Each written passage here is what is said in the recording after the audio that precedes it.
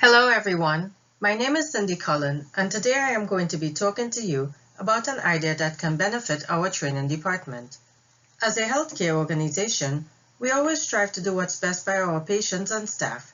To do so, we must keep creating processes that save time, resources, and money.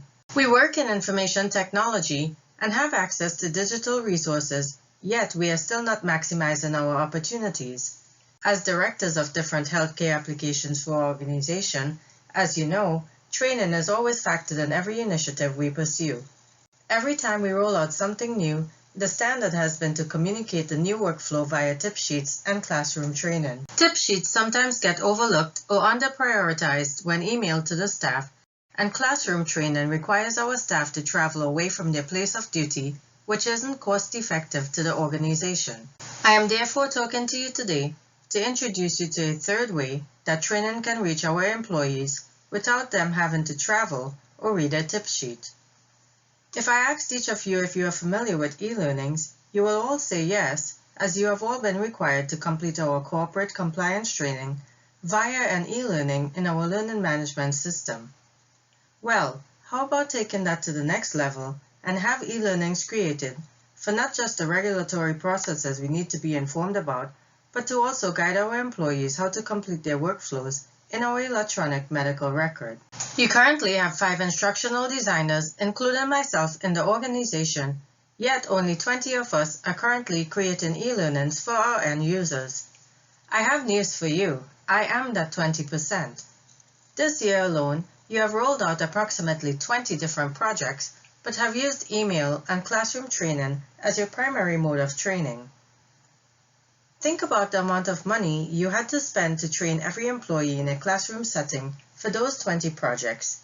Then, think about how much money you could save if the employees completed that same training at their desks via our learning management system.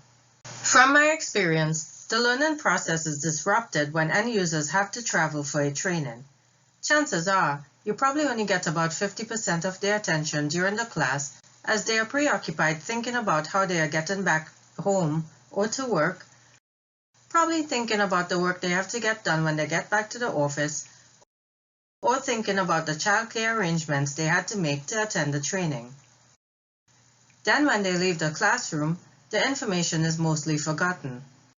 Research has shown that knowledge retention can be increased up to 60% via e-learnings. To me, this is believable because I make my e-learnings interactive so the end users feel like they are part of the process. They are also able to pause the videos and go back to any section as many times as they would like to ensure they have understood and retained the information.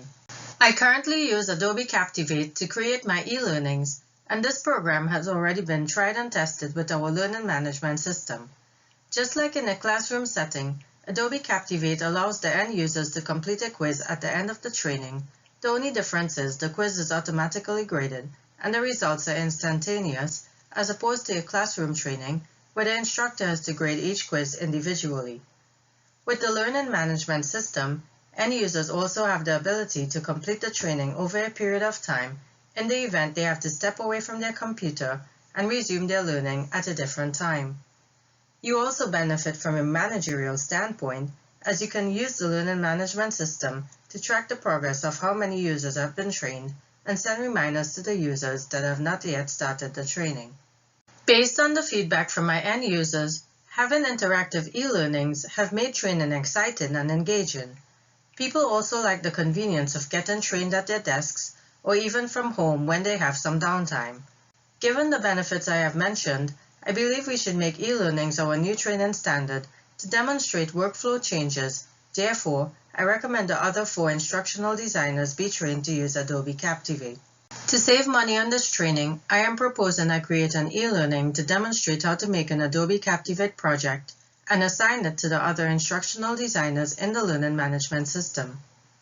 The advantage of taking this approach is I have been using Adobe Captivate for almost a year and have first-hand experience using this software and have already performed troubleshooting steps as issues came up during my use of the software.